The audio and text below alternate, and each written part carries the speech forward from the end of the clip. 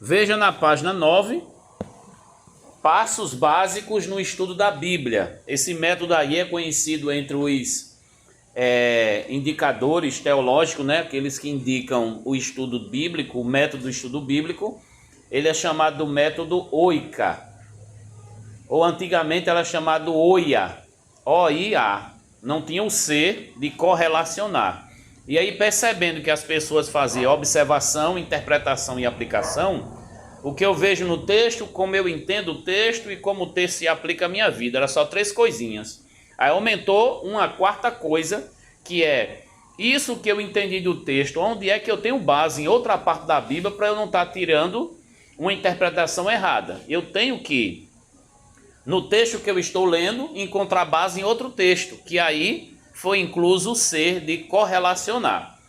Na nossa página 9, nós temos aí o primeiro passo, que toda vez que eu leio um texto eu tenho que fazer, que é o observar. Está aqui a palavrinha no quadro. O observar é aquilo que o detetive faz, ele vai observar. Você vai fazer um papel de detetive, observar todos os detalhes, porque o detetive, se ele não pegar o detalhe mais importante ou todos os detalhes, ele não faz uma ajuda ao delegado, ao juiz, aqueles que vão ajudar na sentença. E quando eu faço uma interpretação, eu faço o papel de promotor. Eu faço o juízo de valor e dou a sentença, ou seja, eu interpreto e assumo as consequências. Só que, uma vez que eu observo tudo que tem que observar no texto, outra vez eu interpreto de tudo aquilo que eu colhi do texto, agora eu vou fazer uma correlação. Isso que eu entendi é sobre um tema, esse tema também fala em outro texto ou em outro capítulo do mesmo livro, e aí um assunto está sendo confirmado por outro, então eu interpretei corretamente.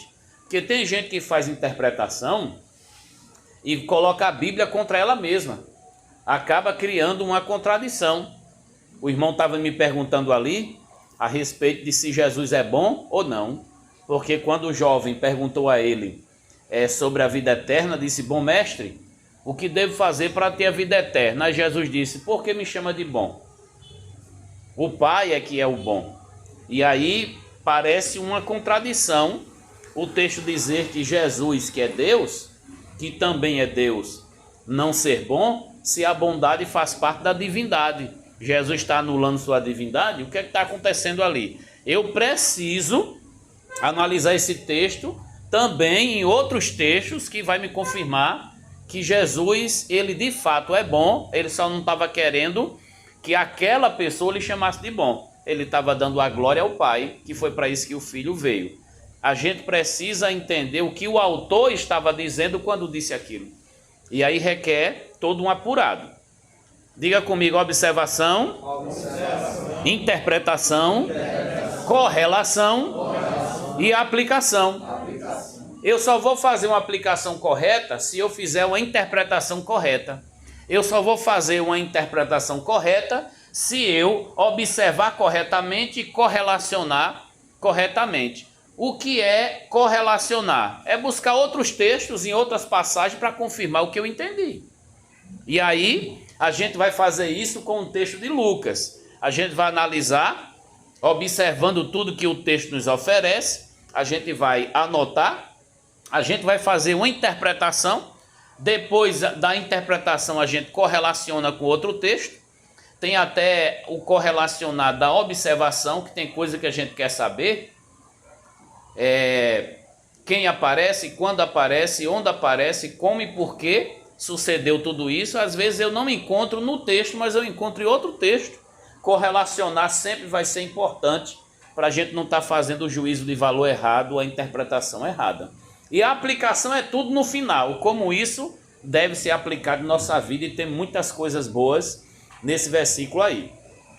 Vamos começar a observação, tá certo? Para a gente observar detalhadamente aquilo que está no texto, a gente precisa aplicar 5 requisitos que está aí na página 9. Nós temos aí o que a observação vai exigir da gente para não passar despercebido nada. Adote a atitude mental certa. utilize esses 5 requisitos no processo da observação. Esses 5 requisitos, qual é o primeiro? A observação exige um ato de vontade. Então você precisa querer.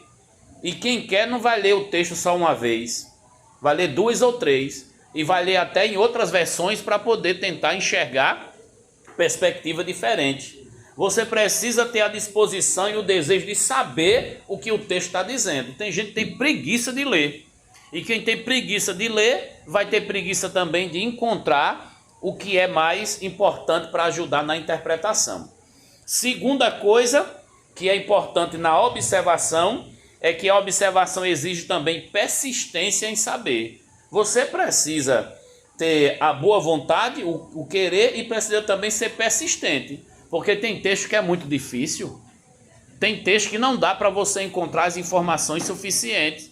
E aí tem texto que tem informação que você vai encontrar no final do capítulo, no início do capítulo, e você escolher o meio do livro para poder ler. Tem gente que lê a Bíblia, o livro do início ao final, numa tirada só, e tem gente que lê assim texto aleatoriamente. Abriu a Bíblia, eu quero ler o texto hoje falando sobre Davi, eu quero ler o texto hoje falando sobre a mulher samaritana, hoje eu quero ler o texto de Paulo falando sobre o amor. Lê aleatoriamente. Mas cada leitura precisa de método. Esse aqui é o método devocional, que a gente vai chamar de OICA. O-I-C-A, que é uma abreviatura. No O, que é de observação, eu tenho aí requisitos. O primeiro foi observação exige um ato de vontade. E o segundo, observação exige persistência em saber. E aí, a terceira coisa é, a observação exige paciência. Olha aí, boa vontade, persistência e paciência. Repete comigo. Boa vontade, persistência e paciência. Lembra da questão da aula passada, que uma Bíblia estava com 2 servos e outra Bíblia estava com 3 servos no texto de Atos? E aí numa Bíblia estava dizendo, tinha lá 2 servos, e na outra Bíblia no mesmo texto tinha 3. A gente olhou aqui rapidamente, uma leitura rápida, e eu disse, olha, aqui no original aparece a palavra 2, mas aí existe o texto original de várias versões, então vamos atrás. Quando eu fui atrás, pegando ferramentas para me ajudar essa conclusão, aí eu botei lá a conclusão no grupo de vocês, deixei, olha, a conclusão é essa, a Bíblia que diz que é 2, estava olhando só os servos, a Bíblia que diz que é 3, estava olhando os servos e um soldado que estava fazendo a segurança deles. E aí, as duas informações, ela está certa dentro do prisma do tradutor. E aí, eu coloquei lá, se você voltar, porque tem muita gente conversando lá no grupo, se você voltar, você vai encontrar a resposta desse texto de Lucas. Observar exige vontade, persistência e paciência, senão você não vai encontrar os elementos importantes. Quarta coisa, se concentra aí. Diligência. A observação exige registro diligente. Então, resiste diligentemente todas as observações que fez em seu estudo pessoal. O que é registrar? Registrar é anotar. Então, você está aí prestando atenção no que eu estou falando. Só prestando atenção. Vai chegar em casa amanhã, não vai lembrar de tudo. O tio está escrevendo aqui, não é? Aí o tio está explicando. Aí você traz um caderninho, ou aproveita aí alguma folha em branco da apostila e você vai fazendo anotações importantes, porque na aula presencial o tio está dando dicas aí valiosas. Não é para depois seu cabelo não cair, porque o meu caiu porque eu não anotei algumas coisas. Então, olha, tenha vontade, tenha persistência, tenha paciência e anote. Diga para quem está do teu lado aí, anota, crente. Não é? Diligentemente, persistentemente, né? Com essa convicção de que o que você anota é seu estudo particular. Eu estudei, está aqui anotado. Às vezes alguém pergunta algo a você e aí diz assim, tu já estudaste isso? Eu estudei. Eu só não lembro agora como foi, nem onde foi, nem o que foi ensinado. Mas eu lembro que eu já estudei isso. Mas se tivesse no caderno anotado, só um minutinho, tá no meu caderninho anotado, tá aqui a informação. Está aqui anotado na minha Bíblia, eu coloquei aqui a informação. Então, Crente que lê é uma coisa, crente que estuda é outra. E quem estuda, anota. Diga de novo, anota, crente. Anota, crente. É importante ou não é? É importante. E aí temos o quinto ponto aí, não é? Que a observação exige cautela. Não se apresse, seja moderado, vigie, porque às vezes, dentro da observação, você se perde muito nos detalhes. Tem gente que vai estudar parábola, aí se perde tanto nos detalhes da parábola, que perde a noção do porquê que foi dito e foi ensinada a parábola. Se perde demais nos detalhes. E aí a cautela, ela vai indicar alguns pontos. Aí na página 9, no final. 3 advertências para quem está observando um texto. Não se perca nas minúcias. Cuidado com os detalhezinhos, com coisas que não tem necessidade nenhuma de observar. Não é? Tem gente que vai estudar a história de Adão e Eva, aí a serpente lá está falando. Aí qual é o detalhe? Os animais naquela época falavam, aí vai se perder nisso. Entendeu o que eu estou dizendo? Desse jeito. A serpente, ela andava ou rastejava? Tem gente que vai atrás disso. Olha, a mulher, ela sentia dor de parto ou não sentia? Vai atrás disso. Vai se perder nos detalhes e vai por caminhos que o texto, o autor, não se preocupou em dar. Então, se o autor não deu essa informação, não interessa a nós como igreja. Vamos aproveitar o essencial do texto, porque aí é onde está o mocotó para a gente se fortalecer. Tem muita gente se perdendo nos detalhes. Quem vai estudar sobre a parábola do samaritano, por exemplo. Aí tem um camarada que aparece no meio de uma estrada entre Jerusalém e Jericó e é assaltado. Tem gente que se perde assim. Quantos assaltantes foram? Era do PL ou do PT? Não é? Tem gente que se perde nisso. Esse assaltante era da turma de Jericó ou era da turma de Jerusalém? Olha a distância de Jerusalém para Jericó. Eles iam dar quanto? Se preocupa com esse detalhe aí. Aí o camarada foi roubado, mas não morreu. Passou um sacerdote, passou um levita e passou um samaritano. O samaritano deu importância. Como era a roupa dele? Como era a roupa do sacerdote? Como era a roupa do levita? Como era o penteado? Ele botou perfume em algum dia que ele saiu? Será que ele tomou banho naquele dia? Então fica se preocupando com detalhes. Quem conhece pregador que se preocupa demais com detalhe, diga eita. Eu conheço vários. Por que você está olhando para ele? Eita! Não é? Não, existe. Pode não ser daqui, mas às vezes ele é famoso. Ele passa 1h30 pregando, a introdução dele dá 40 minutos, já era o tempo da pregação. É muito detalhe, é muito detalhe. Então o fundo histórico é importante, a introdução da mensagem é importante. Mas qual é a parte mais importante de uma mensagem? A aplicação. Isso aí tudinho, doutor, que o senhor está dizendo, na minha vida vai servir para quê? Quem está entendendo, diga, é isso aí. É a aplicação, quero saber isso aí, tudinho aí, na vida, como é que vai ser. Segundo, não pare com as observações, continue a fazer perguntas e procurar resposta significativa. O crente, ele tem que aprender a perguntar coisa ao texto.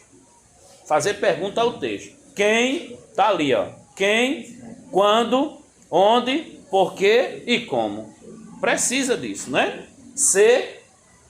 Não dê igual valor a tudo. Procure discernir cuidadosamente o que é mais importante. Pois é, não dê valor a tudo de forma igual. Tem coisas mais importantes em um texto que é o essencial para a gente passar. Por isso que, quando a gente vai estudar a história do samaritano, qual é a coisa mais importante?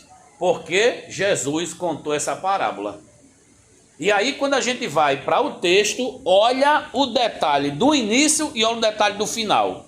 Tem gente que está preocupado com o jumento, tem gente que está preocupado com o azeite que foi colocado na ferida. Que tipo de ferida foi? Quem era que estava lá na hospedaria? Não é? Se quebrou o braço, se não quebrou, né? Para onde aquele homem estava indo e por que ele disse que ia voltar para poder pagar? Qual era o dinheiro da época? Existem essas informações e é possível encontrar. Porém, qual é o mais importante? Vamos lá para Lucas 10.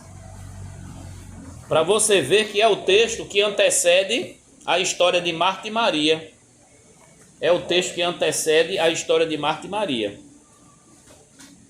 O Lucas, capítulo 10 e o versículo 25.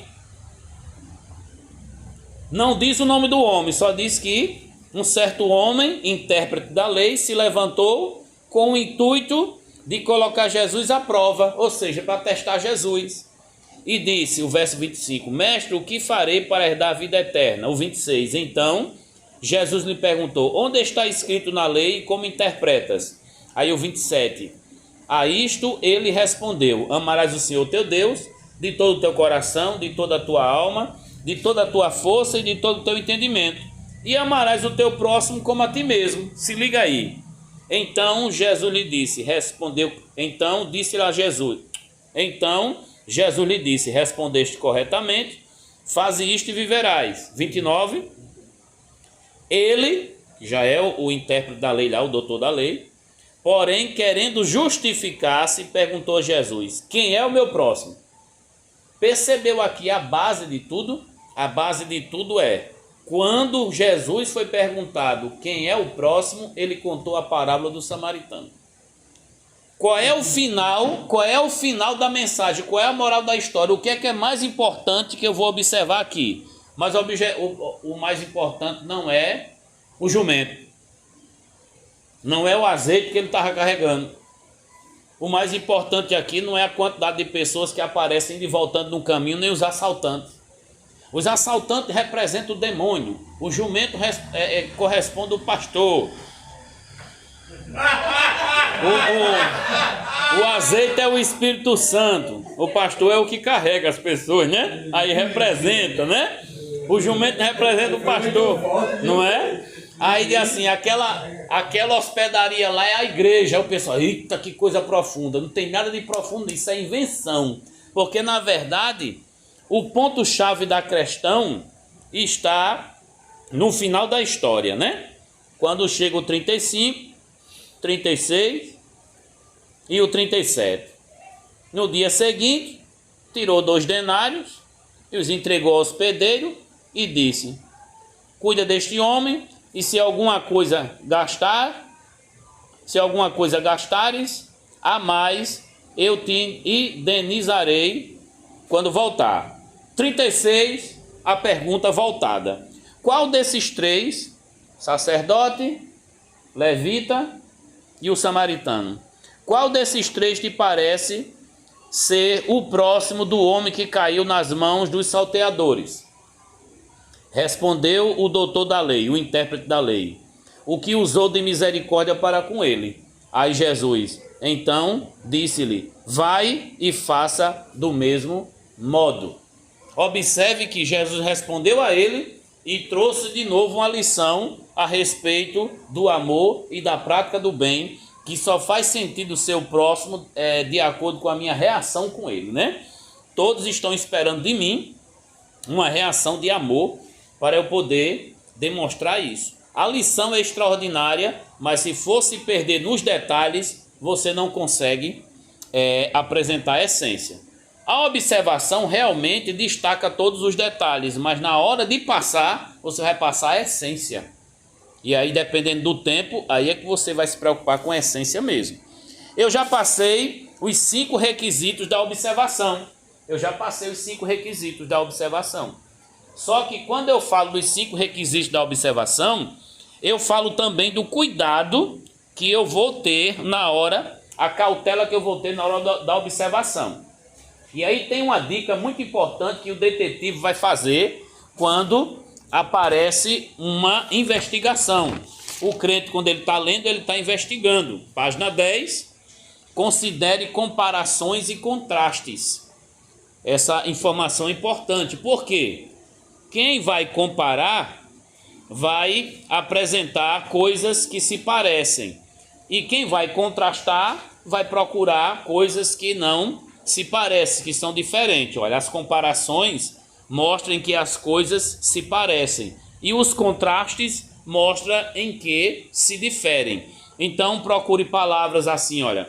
Assim como, ou assim também, ou semelhantemente, porque isso vai até ajudar a perceber que o texto está comparando coisas. Do jeito que ele fez, assim também vocês devem fazer. O reino de Deus é semelhante, olha como tem comparação no texto, principalmente no Novo Testamento. Gil, eu quero encontrar tudo, ver todos os detalhes para eu poder ter uma interpretação segura. Então vamos para 7 perguntas, que eu resumi em 5, mas são 7. Está aí na página 10. Está vendo? Olha, adote as 7 questões básicas da observação. Quais são as 7 questões? A primeira, quem? Eu tenho que fazer essa pergunta ao texto. Quem aparece aqui no texto? Tem muita gente que lê um texto assim, aleatoriamente no Antigo Testamento, e diz assim, ó, Jesus está dizendo para a igreja hoje assim. Jesus no Antigo Testamento? Como assim? Jesus falando no Antigo Testamento. Como é isso? Jesus falando no Antigo Testamento. E aí um texto está no livro de Salmo, um texto está no livro de Provérbios. A gente sabe, a maioria dos salmos foi de Davi, tem outros salmistas. O livro de Provérbios é Salomão. Aí, Salomão falando, eu pessoal, Deus está dizendo aqui para você isso. Mas é Salomão que está escrevendo.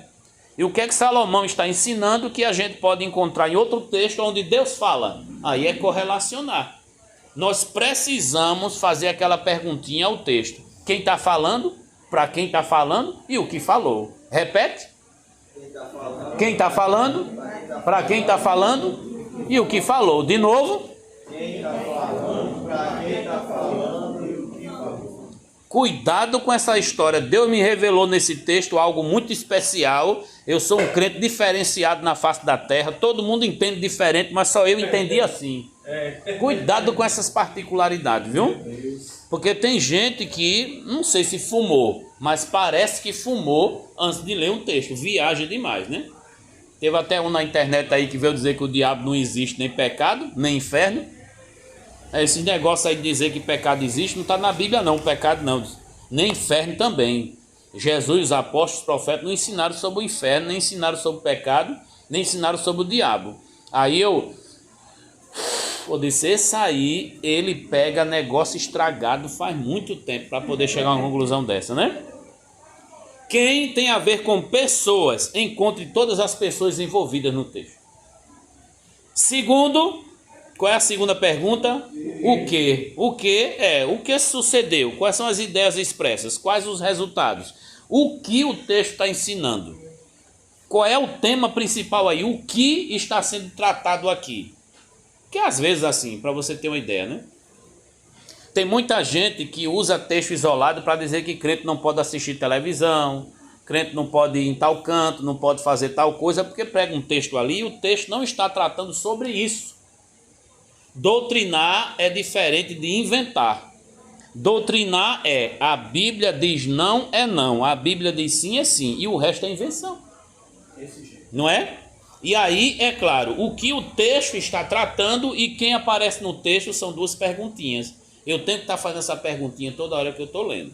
Terceiro, onde?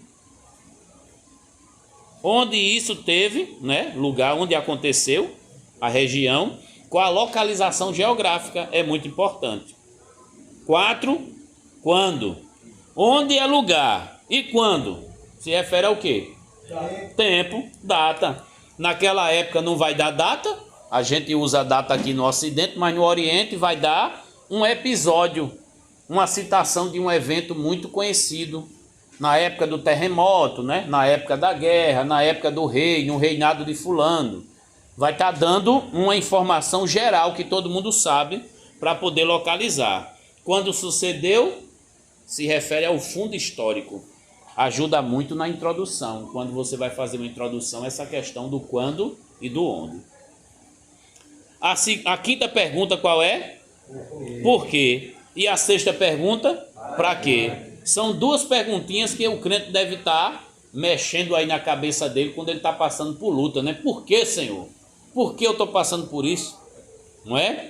Perguntando o motivo do passado. Mas, na verdade, o crente deve perguntar o para quê. Para que vai servir isso? Porque tudo que Deus permite, Ele trabalhando em nós alguma coisa para o futuro. Quem entendeu, diga eita.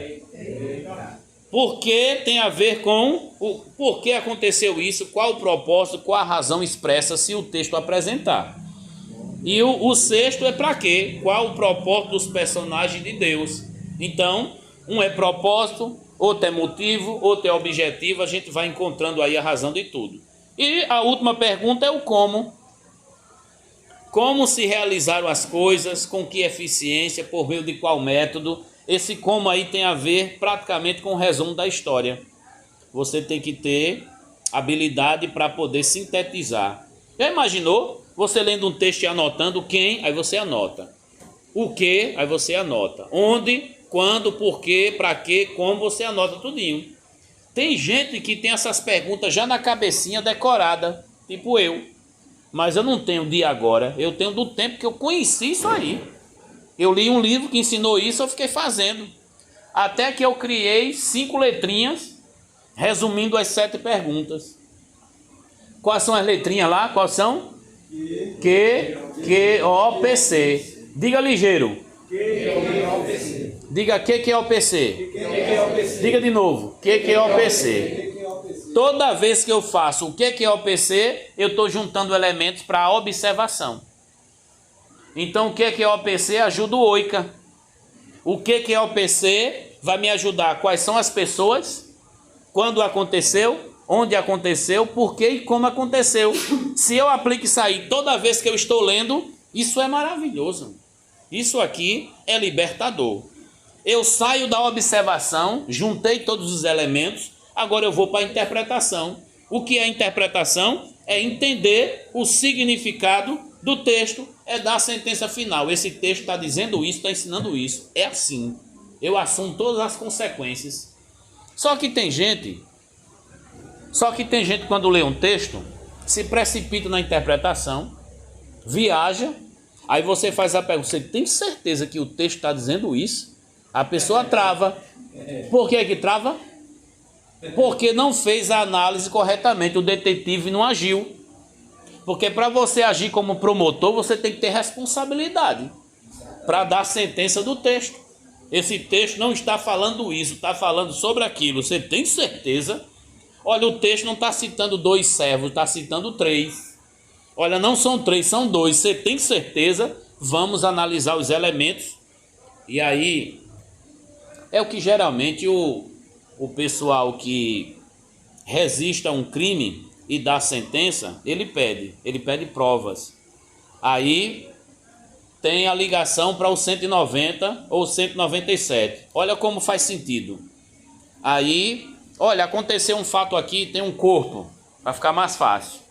Aí, só um minutinho, vamos mandar uma viatura aí. Vai mandar uma viatura para quê? Para observar. Aí a viatura fala de quem, fala de quando, fala de onde, fala do porquê e do como aconteceu, leva para o juiz da causa e ele vai dar a sentença. Só que esse detetive ele não tem conhecimento de causa sobre o que o camarada morreu, leva para o ML. O ML faz toda a investigação, a análise, vai colocar no documento, olha a responsabilidade.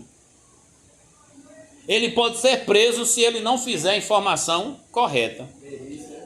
É a perícia, muito bem observado, é a perícia. O crente, ele quando está diante da escritura, ele vai fazer uma perícia do texto para não acontecer o que o livro de Apocalipse condena. A gente leu aqui no início, não foi da aula? Na primeira aula, o livro de Apocalipse diz: aquele que acrescentar ou aquele que diminuir, trarei sobre ele a praga escrita nesse livro e ainda riscarei o seu nome do livro da vida. Então, adulterar o texto da escritura na hora da aplicação é o crime espiritual mais cometido no meio das igrejas. Quem está entendendo, diga eita. A maioria das pessoas que diz que não precisa de teologia tem uma tendência muito grande a errar, porque entende a teologia como estudar. Não entende a teologia como estudar. Mas muita gente estuda e tem uma opinião formada. Todo mundo que tem uma opinião formada tem uma teologia. Pode ser certa ou pode ser errada. Não é melhor estudar certo? Parabéns para vocês que resolveram estudar. Só que dentro da teologia existem várias teologias. E aí tem gente orgulhosa que entra num negócio desse, aí ou se desvia ou começa a dizer que todo mundo está errado, só ele está certo. E tem gente que vê isso e diz: está vendo o que a teologia faz? Não, isso é orgulho que faz, não, isso é falta de oração, falta de humildade, mas a teologia não faz isso não. A teologia, como diz na apostila aqui, é para nos aproximar de Deus, nos fazer conhecer mais Cristo e o seu ensino. E aí, a gente vai observar, me disseram quando eu comecei a estudar, no ano 2000, quando eu comecei a estudar, 24 anos atrás, quando eu comecei a estudar, tu vai se desviar. E eu me desviei, irmão, do mundo da carne e do diabo, não é? E me aproximei mais de Cristo e sou apaixonado pelas Escrituras. Não é diferente? E glória a Deus. Não é? Glória a Deus o tempo todo. E todo o tempo. Primeiro, observar. Segundo, interpretar. Na página 10 tem aí, passo 2, interpretar, que é o papel do promotor de decisão. E o segundo parágrafo. Interpretar é o quê? Entender o significado do texto, que requer um domínio do seu contexto e ter informação mais apurada das doutrinas cristãs para não entender a passagem bíblica numa perspectiva mundana ou pagã. Tem gente que se converte, mas a mente ainda é católica, tem crença espírita, né? Tem informação. Os irmãos estavam brincando aqui com o negócio do dinheiro, né? Olha, sujou ali o pé, pisou ali num negócio que não devia, então pisou nisso, é sorte. Isso aí é crendice, né? Isso aí é crendice, né? E aí, é claro, tem coisa pior, como horóscopo. Como você escutar um negócio caindo e dizer, está repreendido, o sangue de Cristo tem poder, já acha que é demônio que está na casa mal assombrada. Sabe esses negócios assim? É você dar nome de espírito maligno, nome de entidade da Umbanda, que é muito comum na Igreja Universal. Aí crente de outras igrejas pega também aquilo. Aí todo espírito que é manifestado tem um nome da Umbanda, afrodescendente. Aí herda esse sincretismo religioso e acha que todo espírito manifestado numa pessoa é uma doença, todo espírito manifestado numa pessoa é um comportamento, e aí todo comportamento, toda doença é um espírito e coloca o nome de entidade da Umbanda. Isso é muito perigoso. Eu preciso interpretar a Bíblia com a lente dela mesma. Eu tenho que tirar da minha mente as crendices do paganismo, senão a minha alma nunca vai deixar de ser católica. Olha o recurso, página 10. Existem vários materiais que podem ajudar no estudo bíblico, lá no finalzinho. Várias versões da Bíblia em português ajuda? Ajuda. Às vezes eu não estou entendendo nenhuma, eu vou ler outra e comparando, olha, ajuda. Foi o que eu estava dizendo aqui, né? Bíblias de estudo. Qual é a melhor, Gil? Normal. Isso é normal. É. Normal. Qual é a melhor Bíblia de estudo? Presta atenção que eu vou dizer agora. Olhe para mim aqui. A melhor Bíblia de estudo é a que você sabe usar. Porque não adianta comprar e você não saber usar. Não é? Você compra uma Bíblia de estudo e diz, essa aqui é a melhor, R$500. Sim, você sabe usar, sei não, mas pelo menos eu comprei a melhor. Não é o que eu estou dizendo aqui? Então eu preciso saber os recursos que ela me apresenta e se vai me servir. Olha, eu quero entender muito sobre a mulher, porque aí eu às vezes me desentendo com ela. Aí eu compro a Bíblia da mulher, para entender a mulher. Aí a mulher vai dizer, eu quero entender um homem. Aí compra a Bíblia do homem. Mas na verdade, não é o estudo que tem lá que vai servir. É se você sabe usar as ferramentas que tem lá. E aí eu tenho até um vídeo explicando cada Bíblia e qual é a base de cada um e como escolher ela. É meia hora de informação, Bíblia por Bíblia, ensinando no YouTube. Eu posso mandar o link no grupo, né? E aí vocês vão encontrar ajuda, né? Ajuda, eu estou aqui para ajudar. Dicionário da língua portuguesa ajuda no estudo? Ajuda, ajuda não? Ajuda, porque tem palavra que eu não sei o significado, principalmente na Bíblia, que é uma linguagem mais culta e é mais antiga. Tem palavra que eu não vou entender. Agora tem também o dicionário bíblico, que é diferente do dicionário da língua portuguesa. Quem tem dicionário de português em casa, dá um sinal. 3, 4, não sabe. Aí joga a palavra no Google, pode dar uma palavra lá, uma meia sola, não é? E aí, no dicionário, você tem a garantia. Foi o dicionário tal. Você tem... Se você disser que o Google me disse, qualquer pessoa, até Satanás, fala no Google. Agora você disser assim, o dicionário de tal editora e tal autor confirma isso, ele tem moral para poder dizer que é um catedrático, é uma pessoa culta da Academia Brasileira de Letras que pode emitir o dicionário. Aurélio. Aí Aurélio foi descanteado, agora é Google. Que Deus o tenha, não é? E aí, dicionário bíblico, você tem comentário dos livros da Bíblia, comentário bíblico, explicando versículo por versículo, cada coisa. É muito importante, são ferramentas de estudo da Bíblia. Aí você, no decorrer desse curso, você vai ter dicas de como comprar livros e materiais para estudar. Não é? E aí o terceiro passo qual é? A correlação. Depois que eu observei tudo, interpretei tudo, já tive uma ideia do que o texto está dizendo, eu não vou logo para a aplicação não. Eu vou atrás de outro texto na Bíblia que confirme isso.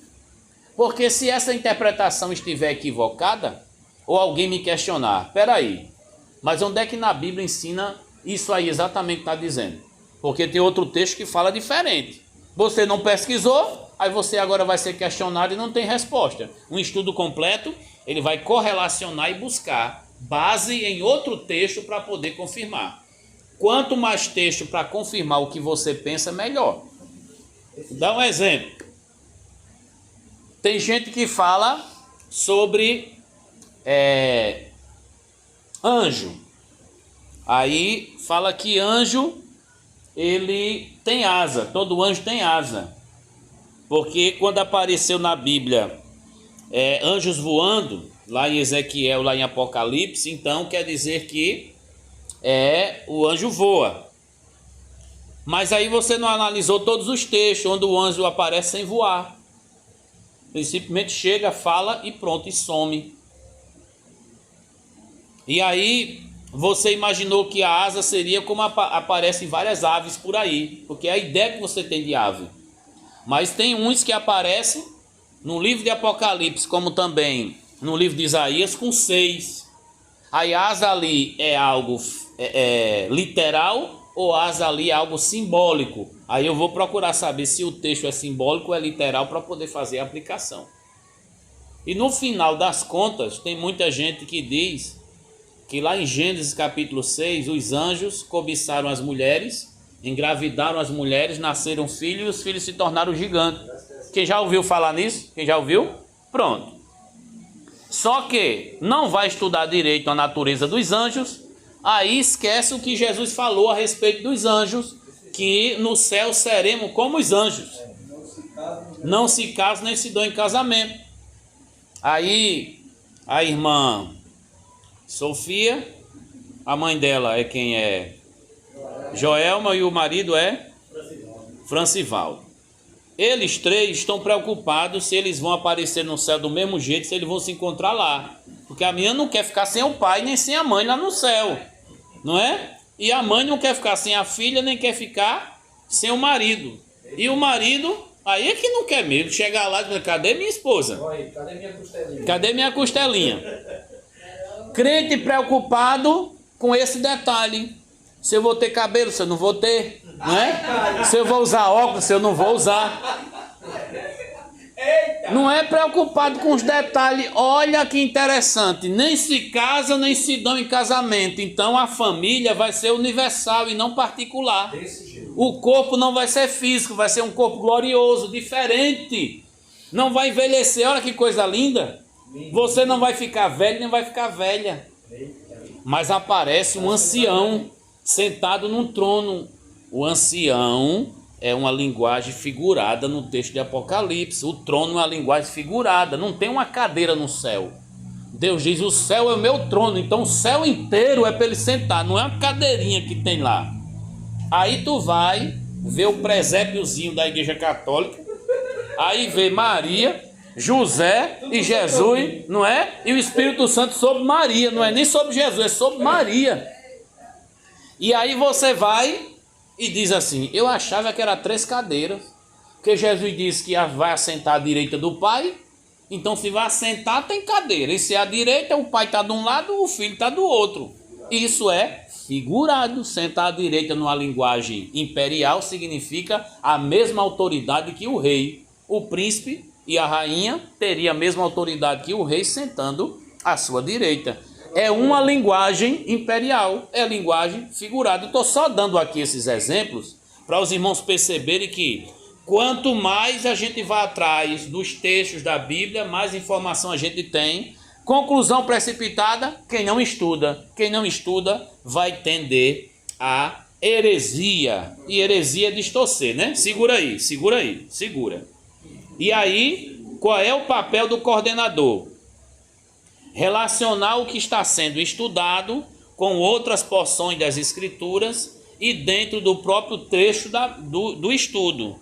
Sabe-se que a Bíblia é a verdade e que, devido à sua origem divina, é importante relacionar várias verdades umas com as outras. E aí, quando eu pego um texto daqui e um texto dali, e eu coloco os dois, e um contradiz o outro, não pode.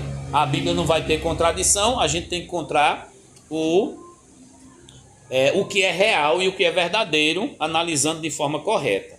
Para encerrar essa parte do 3, ir para o 4, e eu abrir para as perguntas, porque a gente está gravando aqui já para não fugir do assunto, a gente vai encerrar o passo 3, que é: não crie doutrinas apenas com um texto isolado da Bíblia. É o que mais tem. As seitas, elas são criadas com versículo isolado. Testemunho de Jeová, Mormon, Adventista, Espiritismo, Islamismo, Tabernáculo da Fé e muitos outros por aí. Versículos isolados criam heresia. Então há necessidade de estudar. Quem não gosta de estudar diz: teologia para quê? Eu gosto de joelogia e testeologia. Bota a cara no pó, o joelho no chão e Deus te revela tudo no monte, não é? Mas a Bíblia é um livro. Deus não colocaria a verdade num livro se ele não quisesse que a gente estudasse, não é? O passo 4 para a gente fazer a aplicação é o papel de executor. Eu vou ser detetive, vou ser promotor, vou ser coordenador e vou ser executor. Para eu executar, tem que interpretar corretamente. Para interpretar corretamente, tem que observar direito. E se eu não observar direito, eu vou correlacionar errado. Não vai ter passagem que me defenda. Não vai ter lugar nenhum da Bíblia que defenda a minha ideia.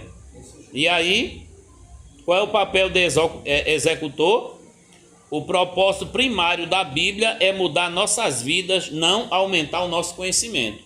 Eu não tenho só que decorar versículo, eu não tenho só que anotar para poder dizer os outros. Eu tenho que aplicar primeiro na minha vida e depois que eu provo do remédio, o remédio me trata, aí eu vou dizer: olha, irmão, eu fiz isso e isso teve resultado na minha vida, porque é a palavra de Deus. Então, aplicar a palavra de Deus é uma experiência que eu vou sentir e é uma experiência que eu vou guardar na minha mente. É racional e é emocional. Quando eu quero fazer aplicação, eu tenho que fazer perguntas também. E aí nós temos as perguntas. Há alguns exemplos que eu devo seguir nesse texto. A gente vai ver no texto de Maria e Marta daqui a pouco. Há alguma ordem que devemos obedecer nesse texto? Há algum erro que eu devo evitar? Porque às vezes o texto está registrando o erro de alguém. E aí está me indicando que eu não devo fazer. Há algum pecado que eu devo abandonar? Há alguma promessa que eu vou guardar para a minha vida, reivindicar? Há algo novo ou algum pensamento novo a respeito de Deus, que para mim é novidade, que eu estou aprendendo aí nesse texto? Olha como tem coisa legal para a gente aprender. 43 minutos aqui, a gente tratando sobre esses assuntos aqui, para resumir o método OICA. Repete comigo: observar, interpretar, correlacionar e aplicar. Para observar, eu vou fazer 5 perguntinhas, que é o que é OPC. O que significa? Quem, quando, onde, porquê e como. Todo mundo? Quem, quando, onde, porquê e como. Só tem 5 pessoas falando. Parece que o pessoal aqui está mudo. Vamos lá, todo mundo junto. 1, 2, 3. Quem, quando, onde, porquê, como. Tem gente que não está nem aí para falar. Só tem 4 ou 5 pessoas falando e todo mundo sabe 5 palavras. Que de quem, se, que de quando, o de onde, P de porquê e C de como. Vamos lá, todo mundo junto? 1, 2, 3. Quem, quando, onde, porquê, como. Até Sofia falou.